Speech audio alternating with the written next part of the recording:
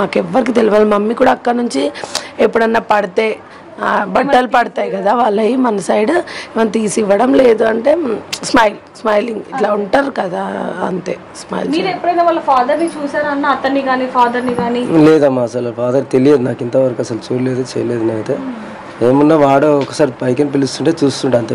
నేను ప్రతి ఒక్కరికి వస్తున్న అనుమానం ఒకటే అన్న, వాడు చంపేసిన తర్వాత పాపని అక్కడే ఉండి తిరగటం, ఒక కహాని మీకు చెప్పటం అనేది అసలు ఎవ్వరం కూడా ఇప్పుడు వరకు కూడా కుక్కట్పల్లి వాసులు కాదు కదా, ఈ వార్త విన్న ఎవ్వరు కూడా అసలు జీర్ణించుకోలేకపోతున్నారు. ఎందుకంటే ఒక 14 ఏళ్ళ మైనర్ బాలుడు ఇంత దారుణంగా అన్న.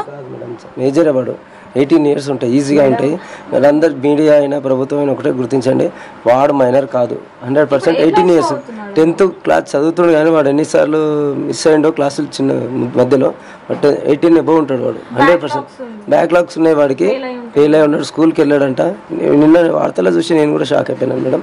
వాడు స్కూల్కి వెళ్ళడమే తక్కువ అంట అసలు, ఇప్పుడు స్కూల్కి వెళ్ళాడు. కానీ మైనర్ బాలుడని గుర్తించకండి ప్లీజ్, రిక్వెస్ట్ చేస్తున్నాను. నేనైతే వాడు మేజరే, వాడి తెలివి, వాడి మైండ్, వాడు హ్యాండ్ రైటింగ్ చేయడం చూసాను.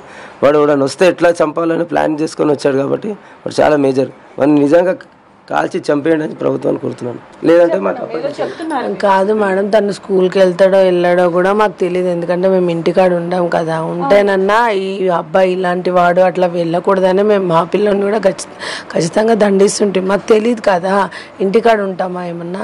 ఇంటికాడ ఉంటే డెఫినెట్గా చూసి అబ్జర్వ్ చేసి ఎవరు ఎలాంటి వాళ్ళు అనేది కూడా ఖచ్చితంగా చూసేవాళ్ళని నేనైతే.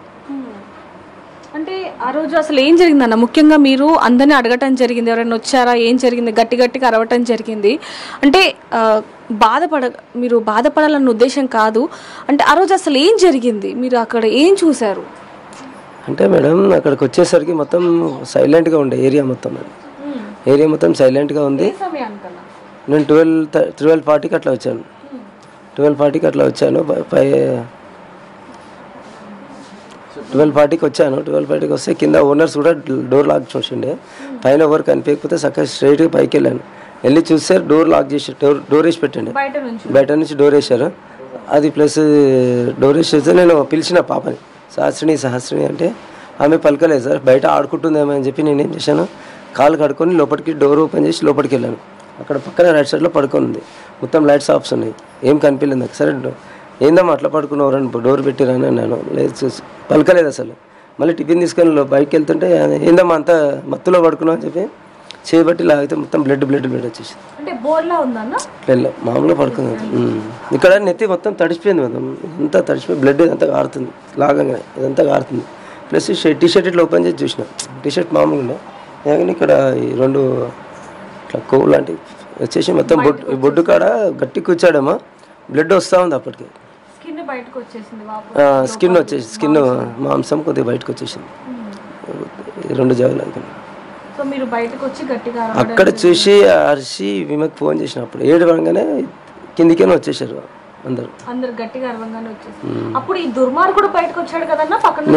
ఒక హాఫ్ అన్ అవర్ తర్వాత నేను ఏడ్చి బయటకు వెళ్ళి అక్కడ వాడు కనిపించగానే అడిగిన, వెంకట ఎవరైనా కనిపించిరా, ఎవరైనా మా పాప పిలవడం చూసినట్టు. అవును అంకుల్, పాప 4 times డాడీ అని పిలిచిందని చెప్పి వాడే చెప్పిండు. అదే నాకు అసలు ఎవ్వరు లేరు అని నేను స్నానానికి వెళ్ళినా చూసిన ఎవరు అని చూసేసి స్నానానికి, వాడు చాలా దరిద్రం లంజా కొడుకోవాడు అని వాడిని ఉంచొద్దు మేడం ప్లీజ్, నేను చెప్తున్నాను కదా. వాళ్ళ మమ్మీకి తెలుసు, 100% వాళ్ళ మమ్మీకి తెలుసు, వాళ్ళ డాడీకి తెలుసు. వాడు వాళ్ళ మమ్మీకి కూడా చెప్పిందంట, వాళ్ళ మమ్మీకి చెప్పిండు వాడు. వాళ్ళ మమ్మీకి కూడా తెలుసు, ఇది ఎక్కడిరా ఏంద్రా సడన్గా ఇట్లా అవుతున్నావు, ఏమన్నా చేసినావురా అని వాళ్ళ మమ్మీ కూడా అడిగిందంట.